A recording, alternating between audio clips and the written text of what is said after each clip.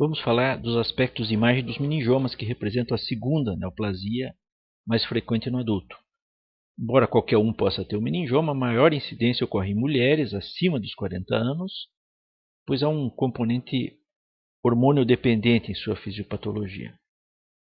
Vamos ver as características do meningioma que podem interferir com seu aspecto nos exames de imagem. Eles se originam das paquimeninges, ou mais precisamente da aracnoide, e podem formar massas, que são bolas, ou no caso, como nós já vamos ver, meias bolas, ou então eles podem infiltrar o osso ou a dura adjacentes, formando o chamado meningioma em placa. O meningioma é o exemplo clássico do tumor extraaxial, ou seja, do tumor que é originado fora do parênquima cerebral. Como são neoplasias benignas, de crescimento extremamente lento, os meningiomas vão comprimindo e deformando o parênquima cerebral como um dedo de luva. O fato de nascer das meninges, das paquimeninges, é responsável por duas características que são muito importantes nos exames de imagem. Primeiro, em pelo menos um dos planos de corte, eles vão aparecer como uma meia bola e não como uma bola inteira, como acontece nos tumores intraaxiais. E essa meia bola tem contato amplo com as paquimeninges, o que não acontece com outros tumores intra- ou extraaxiais que não se originem na meninge. Então, basta lembrar onde nós vamos encontrar paquimeninges para procurarmos os meningiomas. Então, primeiro, eles existem nas convexidades, revestindo as convexidades internas da cavidade craniana, como nós vimos nesse caso. Existem também na base do crânio. E vejo que ele continua sendo uma meia bola, com um bordo reto em contato com a meninge. Mas vale a pena lembrar que se em um dos planos é bem fácil definir que a lesão é extraaxial e cresce como um dedo de luva, num corte em outro sentido, nós podemos ter a impressão que a lesão é uma bola inteira e ainda por cima que é intraaxial. Então, cuidado com esse aspecto dos exames em corte. Também temos paquimeninges nas projeções da dura mater, como a foice cerebral, que também é um sítio frequente de meningiomas, e o tentório, de onde o meningioma pode crescer tanto para a fossa posterior quanto para o compartimento superior. Fazendo um parênteses, um sinal útil para definir que o tumor é extraaxial é identificar um halo de líquor que contorna o bordo livre da massa. Então, vai aparecer com uma linha escura nas imagens ponderadas em T1 e branca nas imagens T2. Por isso, uma sequência hidrográfica como o CIS ou Fiesta, com cortes muito finos, fortemente ponderada em T2, pode ajudar quando existe uma dúvida se uma lesão é intra ou extraaxial. Prosseguindo no nosso estudo de características, como os meningiomas são originados das meninges, seus vasos naturalmente não têm barreira hematocefálica. Isso faz com que os meningiomas apresentem um realce muito importante após a injeção do contraste. Isso pode ser visto na tomografia computadorizada e também na ressonância magnética. Outra característica muito importante é que eles são formados por uma grande quantidade de pequenas células, o que faz com que, ao contrário dos gliomas, eles tenham menos água que o parênquima cerebral. E os torna muito densos, ou seja, mais brancos que o parênquima na tomografia computadorizada.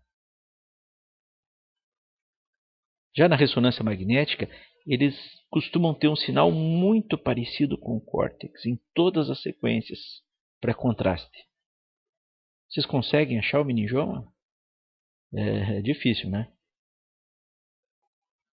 Se ele não for grande o suficiente para deformar as estruturas vizinhas, é muito fácil não ver o meningioma num exame de rotina do encéfalo. Por isso, na ressonância magnética, principalmente, é indispensável injetar gadolínio quando se pensa no meningioma. Como vão crescendo lentamente, os meningiomas sofrem degenerações e apresentam com frequência calcificações grosseiras. Lembrando mais uma vez que as calcificações são muito fáceis de ver na tomografia, pois parecem imagens muito brancas, parecidas com o osso. Já na ressonância magnética, precisamos fazer sequências especiais, baseadas ou em T2 estrela ou na suscetibilidade magnética, para conseguir ver as calcificações como imagens negras. Estando fora do parênquima, seria de se esperar que o parênquima adjacente não apresentasse edema.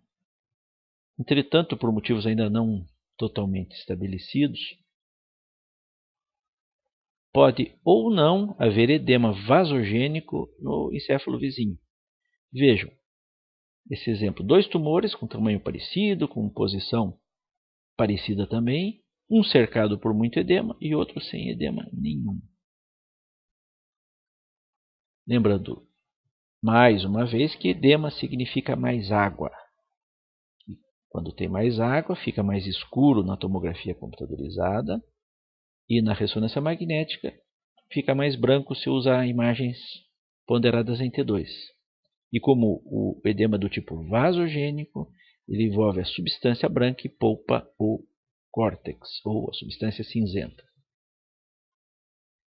Finalmente, uma característica quase exclusiva dos meningiomas e que pode ser muito útil para fechar o diagnóstico é a capacidade de causar espessamento do osso ou das meninges adjacentes. Nas meninges aparece a imagem chamada de cauda dural ou cauda do cometa, pois, como vocês podem ver, a meninge espessada saindo do tumor forma uma imagem que lembra um pouco um cometa.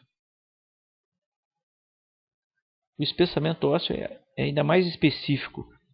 Só algumas metástases, principalmente o carcinoma de próstata, podem causar alguma coisa parecida com o espessamento ósseo do meningioma. Vejam que o osso se espessa, o que, claro, que pode ser melhor visto na tomografia, que tem melhor resolução para alterações ósseas, mas também dá para ver na ressonância magnética. A ressonância tem a vantagem de mostrar melhor o componente de partes moles. Por quê? Porque raramente o meningioma forma uma lâmina de tumor que acompanha e infiltra o osso. É o chamado meningioma em placa.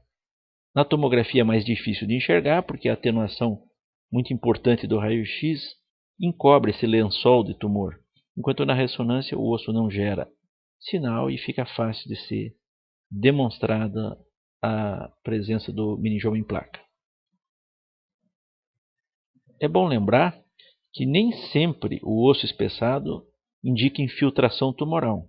Às vezes é simplesmente uma reação osteoblástica. Por que isso é importante? Porque se eu fizer uma biópsia do osso, eu posso ter só reação óssea e não ter nenhuma célula de meningioma infiltrando. Resumindo, os meningiomas aparecem como lesões com amplo contato com as paquimeninges, assumindo a forma de meia bola em um dos planos de corte, com realce intenso pelo contraste. Eles normalmente são muito densos na tomografia e menos hiperintensos em T2 que os gliomas, na ressonância magnética, já que eles têm muitas células e menos água que o parênquima adjacente.